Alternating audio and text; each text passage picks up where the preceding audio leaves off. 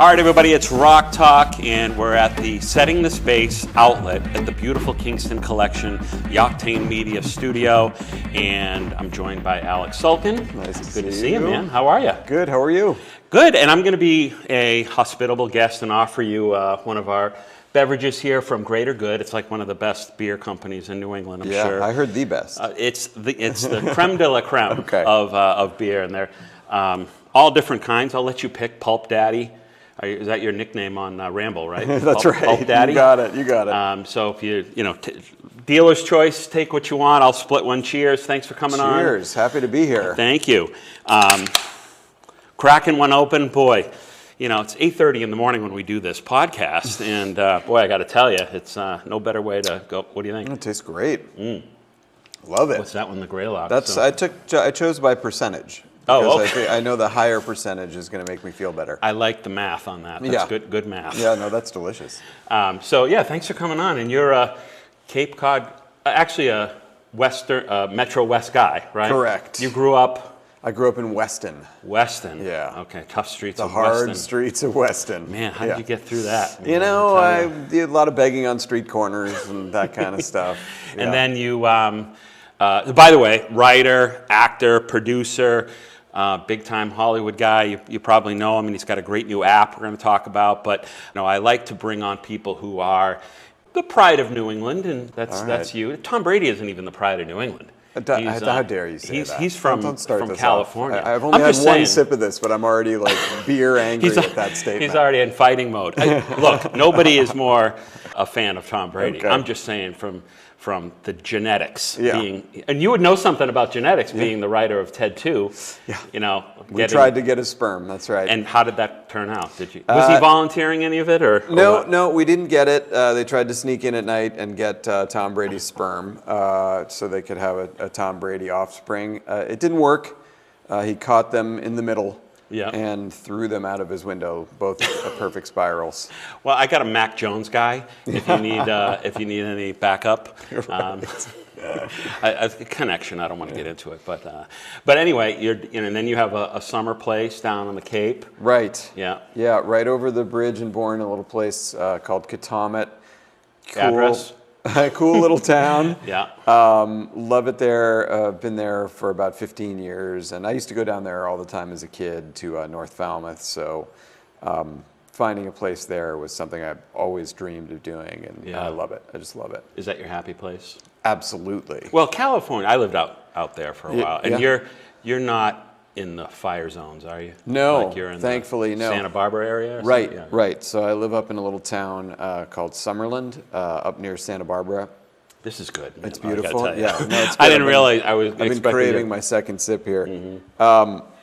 But yeah, so been up there. Thankfully, not affected by this round of fires. But yeah, no, it's beautiful there too. I can't complain about either place. It's not like I'm coming from a ghetto in India and then coming to the Cape for 2 months. So and I'm asking you about fires already. That's not good for having a comedy. Yeah, we got the here. Indian ghettos mentioned. Yeah. We got fires. Maybe what I could else? bring up the bridges being torn down and put up again. You're going to need that Family Guy helicopter to get in. Oh my goodness! Does Seth have a helicopter you could use? Yeah, he's got a lot of stuff, but I can't use it. No, those are his toys. Okay. Yeah. So how did you get started? You were a researcher on Saturday Night Live, or a writer, or? No, I was not a writer. I wanted to be very much. I was an intern on Saturday Night Live and then became a writer's assistant for a couple of seasons. What years? There. This was 94 through 97.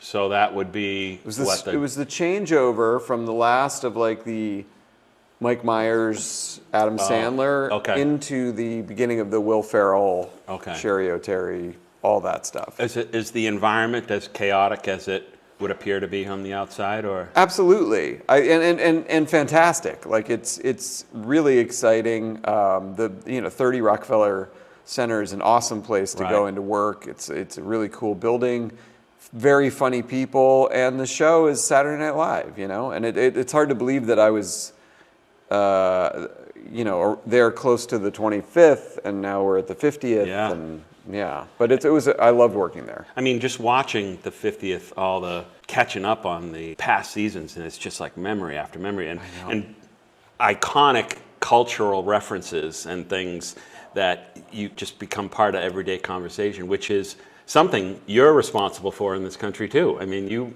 have implemented so many lines and phrases and stuff that people are uttering all over. What would you say would be the most shocking one for you when you're out and about and people see you, or you know, do they bring up any particular joke that you're sick of, or? Well, it's interesting. I think it speaks to the reach of Family Guy that you're bombarded with clips of it on TikTok and Instagram, memes, just all the time. So I feel like it's spread such a scattershot of jokes and references that people, you know, tend to gravitate towards the things that, you know, particularly suits them. So I don't even know that it's necessarily one joke that I hear again and again and again. It's mostly just people saying I watched and I laughed, and, you know. And I think that one of the things the show does is they hit you with so many jokes per minute that you almost kind of forget, and you just kind of come away with like, I just laughed. Right. Yeah. Yeah. And even I was down in Rhode Island. I think it was we were shooting something at like a wrestling fan fest or something, and there was the real Peter Griffin or some guy. Yeah, we know that guy. Oh, and apparently, so I saw him on TikTok, and then I mentioned to him, and he goes, "No, that's not me. There's another one." Oh. And they were actually industry. talking about wrestling one another in the context of that fan fest,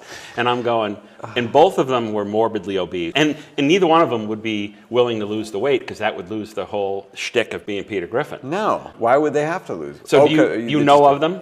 I know one guy. Okay. I didn't know there was a second guy. I didn't know that. No, there's one guy who's been consistently sort of the real fake Peter Griffin for years, and he comes to like Comic-Cons and things like that. Does it bug you guys? It doesn't bug me particularly. In fact, I kind of like it because Seth doesn't like it. So whenever he talks about it, it makes me giggle that it bothers him. Great or good when it comes out your nose? Actually, very smooth. Yes, very, just very smooth, notes of some kind of fruit. A hint. There was a hint of revenge there with Seth, and that's hysterical. In one way, it's a homage to the show, and then on the other side, it's certainly. I bet the Fox attorneys probably maybe have an issue with it. How much money are you making? Right. I think they've kind of, you know, since the show's been on for so long now, and that guy's been around now for, you know, 10, 15 years at least, we've been aware of him. I think that everybody's just kind of like, okay, whatever's happening is fine. Like, it's like, people are still watching, so just let it happen. So what else? I mean, you're not just involved with Family Guy, right? You're doing a lot of other things. Well, I mean, I was working as a consultant, which is just a slightly fancy word for a writer who doesn't have to come in that much, on the TED shows that are on Peacock. Okay. And which I think turned out very funny. They got, you know, Seth is doing the voice of Ted again, so, and he was in the room. The beer's making me burp during the interview. I love it. That's great. But it was nice because when he was in the Family Guy writer's room, he was always the funniest guy by far because he can do all the voices and he is just so smart and funny. But he left the Family Guy writer's room maybe 15 years ago to start doing Ted and Orville and other stuff. So to see him back in the writer's room, which he was on the TED show, was very fun. And again, he's still the funniest guy in the room, and that was a fun process. So yeah, I've been working on that. They have me kind of in this very interesting, kind of cool position now where a lot of people now come to me as someone who's been working in animation for 20 plus years and say, like, okay, these people want to put together this animated project. Will you just like oversee it? So that just means I have to basically read the script, tell them what I think, and then if it gets made, they slap my name on it in some kind of way. So that's the dream as a writer Right. who's like kind of lazy at heart. You know, it's like if I can do the least amount of work and somehow get involved with something. Right. So that's an exciting new phase of my career. Oh, geez, that's. And how does streaming affect what you do in the sense that you kind of have an open forum to do what you want, but the Family Guy always pushed the boundaries of standards and practices. So that was always the exciting, like how they got away with something. Right. Whereas the openness of the internet allows you to almost not shock anybody anymore. You know. Yeah. So how do you think? Do you think that it was just the right timing for it was what it was, and if you were to start now, it might be different, or what? With Family Guy or with Ted or Any, I guess maybe any network show compared to like Peacock or streaming Netflix. Right. You know. Well, I think what's interesting is that you find that the streamers, while certainly having the freedom to make like rated R content, when they're making a sitcom to be on a streamer or something, you kind of end up having to adhere to almost network type standards rules. Like again, if you're in the R-rated category, that's another thing. If you're doing, you know, you can swear and you can have nudity if it serves kind of some dramatic point. And if you're doing a hard comedy, like a TED show, you can have people are cursing and it's a little different. But for Family Guy, you know, it still airs first on Fox and then it goes to Hulu. But we do a few Hulu exclusive episodes every year now. And I was wondering the same thing myself, like, are we going to be able to just kind of like curse now because it's just going right to streaming? No, they just want Family Guy exactly how it is on Fox and again on Hulu. Right. So yes, you're right that we have sort of made a lot of hay over the years just pushing the boundaries and seeing what we can get away with. But we don't get any more leeway because it's a streamer. Yeah, like you wonder just how new audiences with what they're exposed to just on the internet and everything else, like how they would, you know, you're my age. I think I'm a year older than you according to Wikipedia. I don't know if that's accurate. I'm 52. Okay, I'm 52. Okay. But turning 53. So you're the math guy. 12%. 12%. What does that make me a little bit older? Yeah. But you know, I remember, you know, the FCC and like if somebody did something. What was the most controversial thing that you had on Family Guy that you remember that? Well, I mean, there have been many things over the years. I think that the FCC is sort of a giant straw man in a way.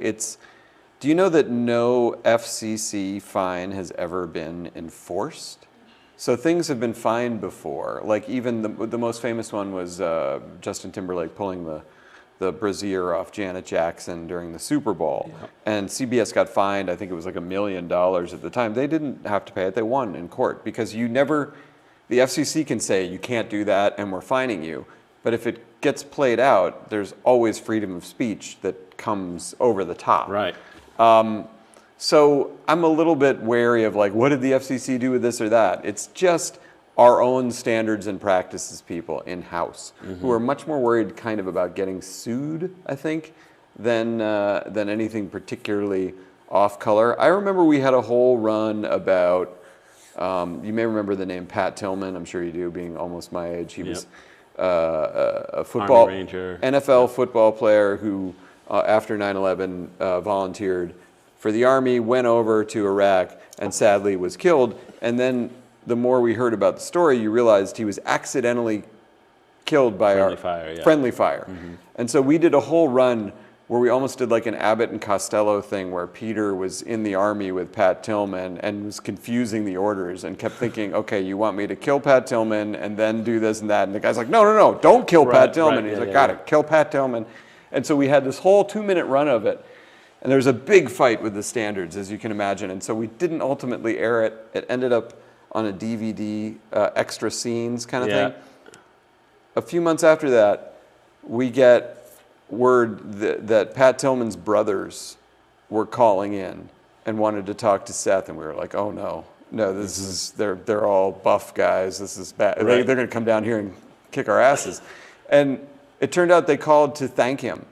And they said, first of all, we thought it was hilarious. Secondly, it's shining a light on something that like not a lot of people want to talk about our brother. Right. And Good. so it was that was the most interesting one by far. Wow. Yeah. That's an interesting way, because your first reaction is like everyone's so super sensitive. Yeah. And it's like, I can only imagine. I had a friend who died in 9/11, Yeah. and I'm like, man, you just imagine being reminded every single opportunity in pop culture of the day, your worst day of your life. I mean, it was a bad day for everybody, don't get me wrong, but Yeah. you know, if you lost somebody then to hear about it, it's like you never can get behind that. But that's kind of goes to show their character, and you know, it wasn't just about them being sensitive. They felt it honored them a little bit. Right. Yeah, that was pretty cool. You did voice acting too, right? I did, yes. How did you just get thrown into that because of what you were doing, and you were just, absolutely, yeah. No, I had no designs on being any kind of voice actor, cartoon voices. That was, not. I watched cartoons a lot growing up, but I didn't think like that's what I want to do. It was more that when I started writing on Family Guy, Seth has this, to his credit, this great thing where if a writer pitches a joke, he feels that basically only that, and he likes the joke. Right. He feels only that writer can kind of nail it exactly the way he just pitched it that made me laugh. So like he lets a lot of writers go in and do, if it's like a one-off joke, obviously if it's a joke for Peter or Stewie, like Seth's gonna do it. But if it's a joke from some guy in the crowd or some old guy at a rest home or something, and one of the writers says it, he'll let them do it. So it was always an honor to go in and do it, and then somehow I ended up with the voice of Jesus all the time. So I don't know how that happened. I still don't remember the first time that happened. You're a practicing Catholic. Yeah, no, I'm a non-practicing Jew. I'm way out of practice. So that's got to be pretty cool, though, to be thrown into that. And it's kind of interesting because Seth's voice is so iconic, right? And he is known for characters that he invented, so he's almost not doing imitations of characters, but he invented the characters that are now everybody else is doing. You see in America's Got Talent, like people winning doing the Peter Griffin voice and all that kind of stuff, which has got to be.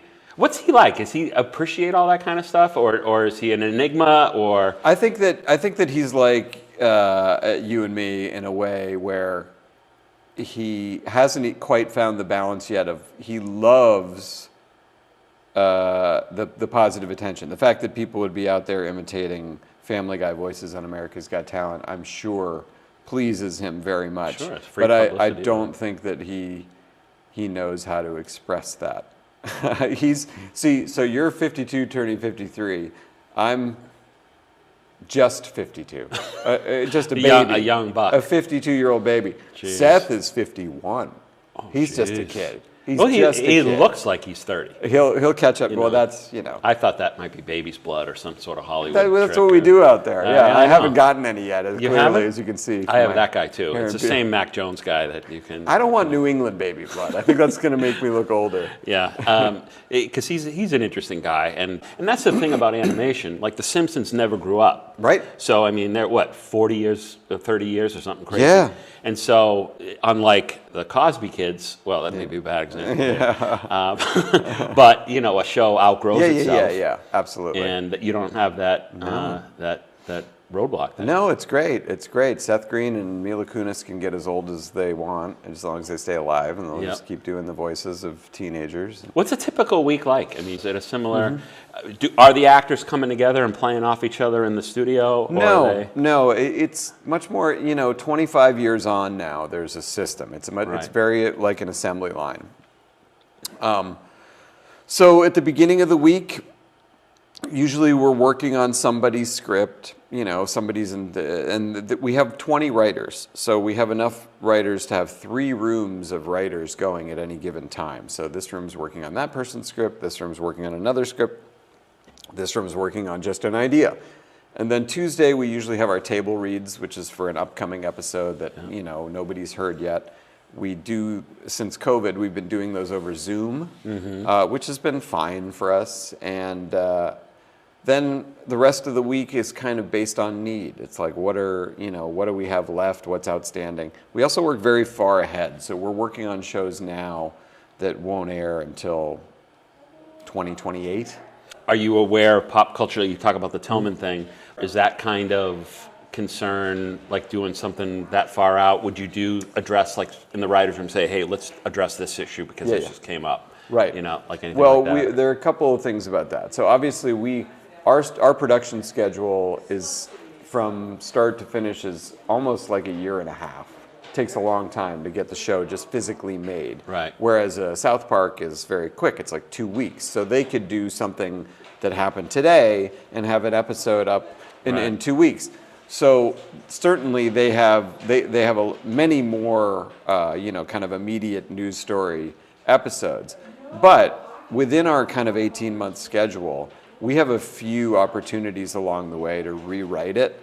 So if something new or interesting is happening, we can add it in kind of at the, for us, last minute, which usually means like a couple months ahead. Yeah. So it gives us the ability to reference something newer if we want, but usually we try to make the episodes about something that, even if it is about a news thing that's happening now, is it still going to be interesting by the time the show comes out? So that's the line we try to walk. And so you talked about since COVID, you know, doing a lot of stuff on Zoom, and you've got a podcast that you do, and I see everyone is on their Zoom or their video conference software or whatever they have. Yeah. How has your ability to do your work with Coast to Coast? I mean, is it better now, worse, Much easier? better. Yeah? Much better. I mean, I think we Because you're seasoned, though. What if you were younger? Would it be harder if you were... Yes. Yeah. Well, that's a good point, because I think it would be harder, A, if I were younger, or B, if it was a new show. Okay. So if it was a show in season 1 or 2, and then suddenly everyone's thrust onto Zoom, I think that would be challenging because you just don't know the people as well. Right. Whereas by the time we went to Zoom, we had already been working together, most of us, for like 15 years. So we knew each other, and we knew, you know, when we would hear little sounds and sometimes the Zoom audio is choppy, you would know, like, okay, Patrick just said something, I want to hear what that is. You know, we just kind of, we knew each other well enough for Zoom to be, you know, fine. To work out, Yeah. And being your happy place being Cape Cod, Yeah. I'm sure it's crossed your mind many times on how to incorporate that bi-coastal living. Yeah. Right? And now you're expanding your talents into the social media world. You're like the Alec Zuckerberg. Is that the new? Let's find a better comp. So I mean, you know, that's a tough business to be in too. But you know, I'm sure you're having fun with it. And I want to get to the second part of the show. We'll talk a lot about that, because I think that you've probably reached a point in your career where now you can kind of pick and choose things that you want to do, more passion projects. I mean, thankfully, yes. As long as I keep, you know, the Family Guy thing keeps going, which it seems we just got picked up for a long while now, so that looks good. But yes, I have a little more freedom to think about other things and potentially, you know, throw a little weight behind it. And you're a family guy yourself. You have kids. I do. And so how often does your comedic plot twist wind up in your house, if at all any? Yeah, no, this has happened. You get some jokes from the I from do. the kids, I do. My daughter is 9, and the other day I was driving her to school. It was a couple months ago now, and she was just like, seemed a little down. And I was talking to her about what was bothering her. And she said, did you know that on January 1st began Gen Beta? And I said, no, I didn't know that. And she said, I just wonder what their slang is going to be. And it was clear that she was having a midlife crisis at age 9. What's Gen Beta? Is that the new Gen X kind of thing? Oh my gosh. My Breaking daughter's news. Gen Alpha. So Gen Alpha is like people born from, I don't know, 2010 to 25. And then Gen Beta began January 1st, 25.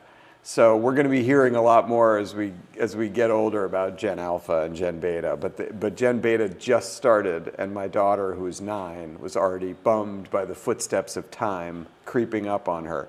So how that translated was, I came in and said, I think it would be funny to have an episode where Stewie, the baby, has a midlife crisis at the age of 1 because of this new generation coming up that he doesn't understand. Well, it's exponentially getting more and more different between these generations Yeah. because they're growing up, like you've seen the video, and this kid is probably like 22 years old now, the little baby looking at a magazine and swiping it. Yeah. You know, Right. and that kind of thing, Yeah. and they don't even know an that analog magazine. They don't know what that is. Or yeah. if they looked at a rotary phone, they wouldn't even know what to do. They don't you know. They would die in a home fire before being able to call 911. on that Right. thing. It's just wild, and it's not their fault. I mean, No. It's Well, just how would they know? how things have exponentially changed Yeah. and gotten different. Are you? Have you done stand-up comedy, anything like that? I did. Yeah, I did that in the mid '90s in New York for about 3 years. Gotham and Yeah. all those places. Gotham. We probably crossed paths. I did it there. Oh, you did? Oh yeah. The open mics on Rodney Tuesdays Dangerfield. and I never met Thursdays? Rodney. Yeah. Oh No, yeah. I've never met Rodney. Yeah. Of course not. No, I was I did it for a few years. I felt that's what made me realize I wanted to be a writer, because I was aware that I felt like the jokes I was writing were good, but I had very little stage presence or energy. And I noticed that the comedians who are the best have a certain level of energy, even if that energy is thrown into pretending they don't have energy. Like Dane Cook energy.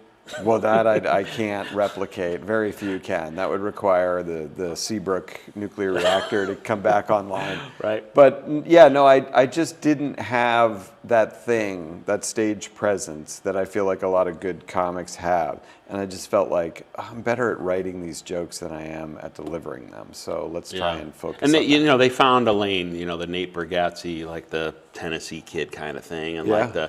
where they probably have all sorts of avenues of jokes they could go down, but they picked their character, then the jokes just came out of that. Right. Yeah, it's interesting because comedy comes in all shapes and sizes, and that kind of will lead us into part 2 of just being able to interact with comedy writers, which has got to be pretty cool. And Ramble, that's the name of the... Yes, it is. Yeah. Yeah.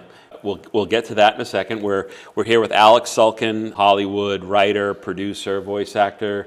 Is there a voice that you do that I would know? I mean, like if you did it, everyone would be like, "What?" No, honestly, it is just the voice of Jesus, which is just this voice you're hearing now. Like it doesn't really change that much when I do it on the show. He didn't want it to change. He just wanted me to kind of talk like me. So. Is there a good Jesus one-liner that you would do? Well, we actually just did an episode where Jesus decides he doesn't want to be. It's back in time. It's a time travel episode, and Brian wants to go back and end religion before it starts. So he convinces Jesus, instead of religion, to become a stand-up comic. So Jesus is doing stand-up at the Colosseum. Roman Coliseum? The Roman Coliseum. He never went to Rome, just as a Jesus fan. Well, he did with our time travel I gotcha. thing. All yes, right. we changed the whole thing. You guys did it like a remote show. Like when the Brady Bunch went to Hawaii. He found the idol. Yeah, right, exactly. The evil idol. Or Cedar Point. Okay, I Yeah. digress. Go I ahead. remember Cedar Point. They had the wrong blueprints. I remember that. Look at this guy. Yeah, He is of course. I'm taking you to pop culture trivia night down at the... Brady Bunch is a speciality. We had Chris Knight on. We had, You did? Oh, yeah. We're buddies sit in with this Chris chair? Knight. Not in this chair, but we had him in another place because he comes up for the Journey place, Forward nice. Paralysis Center in Braintree with Ernie Bach. And just over the years, super nice guy, my gosh. Anyway. Yeah. No, so, I mean, Jesus does stand up, and he had a whole bunch of lines, like, about, the emperor's sitting up there in the Caesarean section, and, they've made a real Mesopotamia, and just, like, all kinds of, like, puns and things that Jesus was kind of, like, riffing, and the people were going nuts. Well, when we come back, I'm going to run a joke by you, because I get accused... My family forgets that I was a professional stand-up comic, so I just get lumped into the dad joke world, me too. And that annoys me because there's no such thing as dad jokes. They're just jokes. They're jokes. And I crush. But sometimes I have to explain them, which I Always feel... a good sign. Yeah, well, I know in an intellectual crowd they would kill, and I just have to bring them up to my level. But I want to run one by you when we come back. So we got Alec Sulkin. He is a New England guy through and through, and he's here at the Setting the Space studio at the Kingston Collection, Octane Media. We're doing a lot with great guests like this and great shows. And Greater Good, we got our beer. you're drinking a lot more higher percentage of booze. So Yeah, 4% higher. we'll get a Uber for you. On the way home. Right. And we'll be back in just a minute.